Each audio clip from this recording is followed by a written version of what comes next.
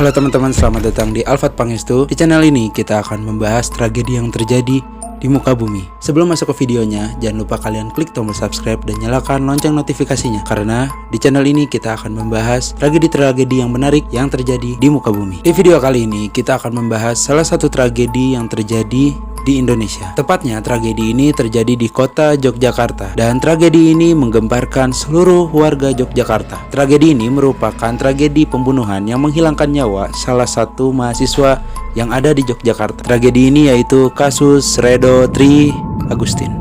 Sebelum kita masuk ke kasusnya, kita juga harus tahu siapa itu Redo Tri Agustin. Redo Tri Agustin merupakan seorang remaja yang berumur 20 tahun yang berasal dari Pangkal Pinang, Bangka Belitung. Redo juga merupakan salah satu mahasiswa di salah satu perguruan tinggi swasta yang ada di Yogyakarta.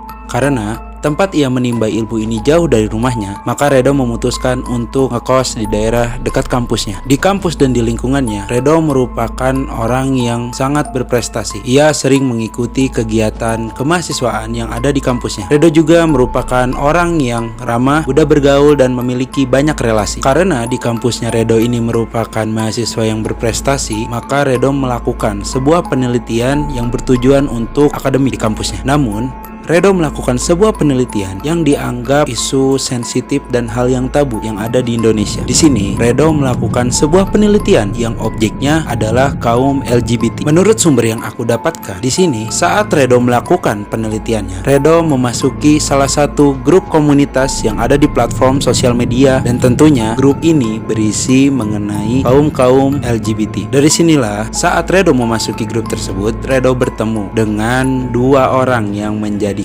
kasus ini terjadi. Awalnya, Redo hanya menjadikan orang-orang tersebut menjadi respondennya. Akan tetapi, satu kejadian ini membuat ceritanya menjadi berbeda. Lalu, siapakah pelaku yang menjadi sebab dari kasus ini, dan bagaimana kronologi yang terjadi pada saat kasus ini sedang terjadi? Mari kita lanjut kronologi kasus Redo Tri Agustin. Setelah Redo memasuki grup komunitas tersebut, Redo bertemu dengan dua orang yang juga anggota dari grup tersebut. Yang pertama, Waliyin berumur 29 tahun dan juga Ridwan yang berumur 38 tahun. Waliyin berasal dari kota Magelang, Jawa Tengah, sedangkan Ridwan berasal dari DKI Jakarta. Di sini, Waliyin tinggal di sebuah kos di daerah Triharjo, Sleman, Yogyakarta. Sedangkan Ridwan ini tinggal di rumahnya di Bogor, Jawa Barat. Sebelum kejadian itu terjadi, Redo sudah berkomunikasi dengan Waliyin dan juga Ridwan kurang lebih selama 3-4 bulan. Pada satu ketika, Redo ini menghubungi Ridwan untuk mengajak Ridwan melakukan hal tabunya. Di sini Ridwan menyanggupi keinginan Redo, dan Ridwan langsung berangkat dari rumahnya menuju Yogyakarta. Ridwan juga langsung menghubungi Waliyin untuk kosannya Waliyin ini dijadikan tempat untuk mereka melakukan hal tabu tersebut. Sesampainya Ridwan di Yogyakarta, tepatnya pada tanggal 10 Juli 2023, Waliyin langsung menjemput Ridwan yang baru sampai ke Yogyakarta di stasiun Yogyakarta. Pada keesokan harinya, tanggal 11 Juli 2023, Waliyin menjemput Redo di kosannya daerah Kasihan, Yogyakarta pada pukul 2 dini hari. Hal ini berdasarkan keterangan rekaman CCTV yang merekam bahwa Redo terakhir kali terlihat di daerah kosannya pada tanggal 11 Juli 2023 di jam 2 pagi. Ia terlihat mengenakan hoodie warna hijau dan juga celana pendek warna hitam. Setelah Waliyin menjemput Redo di kosan Redo, Redo langsung dibawa ke kosan Waliyin. Sesampainya Redo di kosan Waliyin, Redo langsung masuk ke dalam kamar bersama Ridwan. Waliyin di sini dia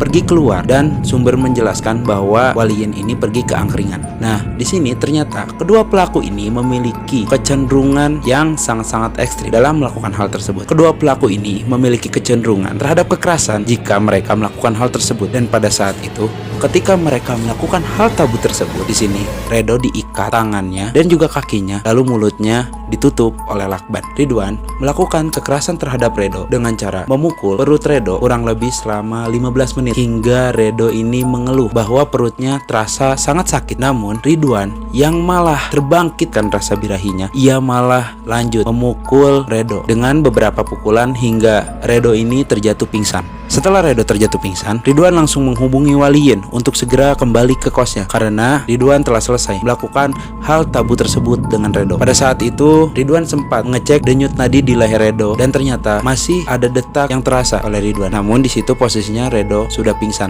karena tidak sanggup menahan rasa sakit yang dilontarkan oleh Ridwan. Ketika Waliin sudah sampai di kosan Waliin dan melihat kondisi Redo dan Ridwan, di sini aku nggak habis pikir sih. Waliin malah membangkitkan rasa birahinya dan ingin melakukan kekerasan yang lebih ekstrim terhadap Redo. Dan kalian tahu apa yang dilakukan dua pelaku tersebut? Ia memotong leher Redo hingga tubuh dan kepalanya ini terpisah. Seakan kedua pelaku ini sadar setelah mereka melakukan hal yang sangat keji. Mereka panik dan langsung mencari cara untuk dapat menghilangkan jejak mereka. Mereka berdua langsung memutilasi tubuh Redo sehingga terpotong menjadi beberapa bagian, yang bahkan bagian-bagian ini sangatlah kecil teman-teman. Setelah itu, tubuh yang telah mereka potong-potong mereka masukkan ke dalam panci, lalu mereka rebus. Setelah daging itu direbus, kedua pelaku langsung membagi bagian-bagian potongan tubuh menjadi 5 bagian, yang setiap bagiannya ia masukkan ke dalam kantong kresek. Nah, 5 kantong kresek ini rencananya akan mereka buang dengan cara menyebar di daerah Yogyakarta. Pada malam itu, kedua pelaku langsung membawa kelima kantong tersebut yang berisi bagian tubuh korban dan mencari tempat yang pas untuk mereka buang plastik tersebut. Mereka menemukan kawasan yang mereka pilih untuk membuang kantong kresek tersebut. Yang pertama itu ada di Sungai Bedok, Kecamatan Turi, Sleman. Di tempat itu, mereka langsung membuang 1 kantong plastik dan mereka juga menyebarkan 4 sisanya ke tempat-tempat yang berbeda. Yang kedua, mereka membuangnya di Sungai Kerasak, Kecamatan Tempel, Sleman. Yang ketiga, mereka membuang di daerah Jembatan Kalinyo, Kecamatan Turi, Sleman. Yang keempat, mereka buang di daerah Kalinyamplung, Cilegongan. Lalu yang terakhir, yang kelima, mereka buang di daerah Sungai Ngelinting,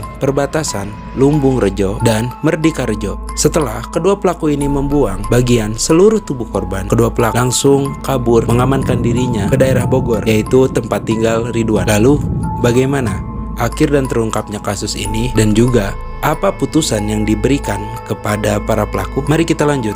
Akhir serta terungkapnya kasus Redo Tri Agustin. Teman-teman, pada tanggal 11 Juli 2023, di sini polisi menerima laporan orang hilang dari rekan kosnya Redo di daerah Kasihan, Yogyakarta. Redo ini dinyatakan hilang karena rekannya tidak mengetahui bagaimana kabar dari Redo ini dan juga rekannya tidak bisa menghubungi Redo sama sekali. Di sini polisi menemukan pada tanggal 11 Juli 2023 di rekaman CCTV daerah kosannya Redo. Redo ini terlihat terakhir kali pada jam 2 dini hari dan di situ Redo memakai hoodie berwarna hijau dan juga celana berwarna hitam. Di rekaman CCTV tersebut, setelah Redo keluar dari kosannya, di situ Redo menghilang tanpa adanya kabar. Pada keesokan harinya, tanggal 12 Juli tahun 2023, warga Turi, Sleman, tepatnya daerah Sungai Bedok, ini dikejutkan dengan penemuan 1 kantong plastik berisi potongan tubuh manusia. Setelah kejadian itu, warga langsung melaporkan kejadian ini ke polsek setempat. Setelah polisi datang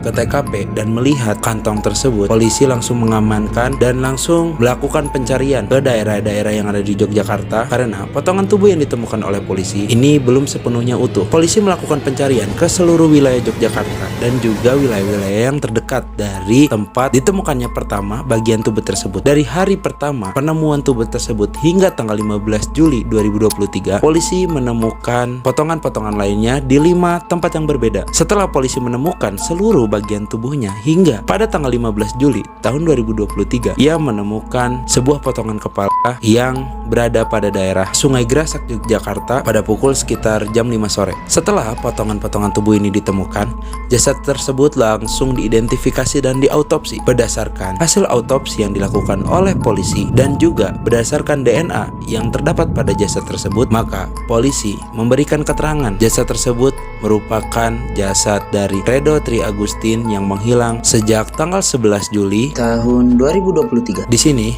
setelah polisi memberikan keterangan hal tersebut terhadap keluarga korban dan juga rekan-rekan dari Redo, mereka langsung kaget dan histeris mengetahui bahwa kondisi Redo yang dinyatakan hilang dari tanggal 11 Juli ini sudah tidak bernyawa lagi. Pada tanggal 15 Juli tahun 2023, pada malam harinya, polisi menetapkan yaitu Waliin dan Ridwan adalah tersangka dari kasus ini. Polisi melacak posisi dari kedua pelaku dan menemukan bahwa kedua pelaku sedang berada di daerah Bogor, Jawa Barat. Polisi yang berada di Yogyakarta ini bekerja sama dengan polisi yang berada di Bogor untuk dapat menangkap pelaku dari kasus ini. Tak perlu waktu yang lama dan juga cepatnya respon dari polisi Bogor langsung menangkap kedua pelaku di rumah Ridwan, dan juga kedua pelaku ini langsung dibawa ke Polres Yogyakarta untuk menjalankan interogasi. Setelah kedua pelaku ini diinterogasi, pada saat diinterogasi, kedua pelaku ini tidak bisa mengelak dan menutupi kesalahannya lagi. Kedua pelaku langsung menjelaskan apa yang mereka perbuat terhadap korban. Dan juga setelah pelaku menjalankan interogasi,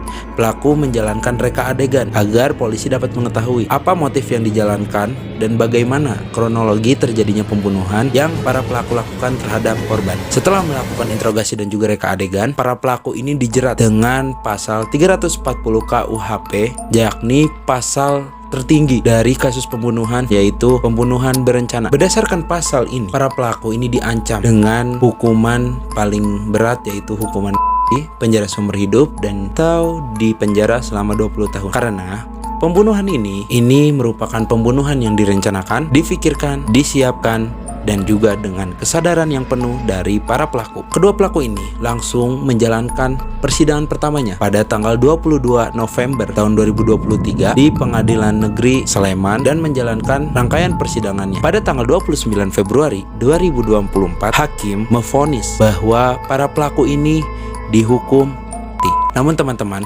pelaku ini mengajukan banding ke Pengadilan Tinggi Yogyakarta, dan pada tanggal 19 April 2024, hakim yang berada pada Pengadilan Tinggi Yogyakarta ini mengubah hukuman yang tadinya para pelaku ini dihukum mati menjadi dihukum penjara seumur hidup. Penjara seumur hidup yang ada di Indonesia ini berlakunya adalah pelaku ini akan dipenjara hingga pelaku ini mengembuskan nafas terakhirnya. Namun kita juga tidak tahu apabila melakukan perbuatan baik dan nantinya ada pengurangan masa tahanan, para pelaku ini akan bebas dan menghirup udara segarnya lagi. Dan akhirnya para pelaku ini langsung menjalani masa hukumannya. Di sisi lain, pada tanggal 5 Agustus 2023, jasad Redo dibawa ke rumah duka dan juga dimakamkan di Pangkal Pinang, Bangka Belitung. Semoga korban yaitu Redo Tri Agustin ditempatkan yang terbaik di sisi Tuhan, dan juga keluarga yang ditinggalkan ini diberikan ketabahan dan juga kekuatan.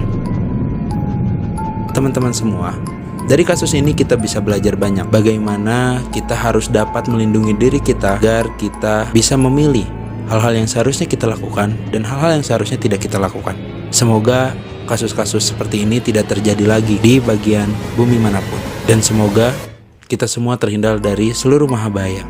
Baik teman-teman, cukup sekian pembahasan dari aku. Mohon maaf bila ada kesalahan dari informasi yang aku berikan. Kalian bisa komen di bawah jika ada informasi yang keliru dari yang aku bahas. Dan jangan lupa kalian klik tombol subscribe dan nyalain lonceng notifikasinya agar kalian bisa langsung dapat pembahasan-pembahasan dari channel Alfat Pangestu.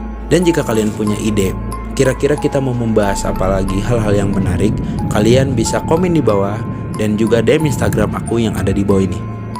Mohon maaf bila ada kesalahan dari perkataan maupun informasi. Sampai jumpa di video selanjutnya.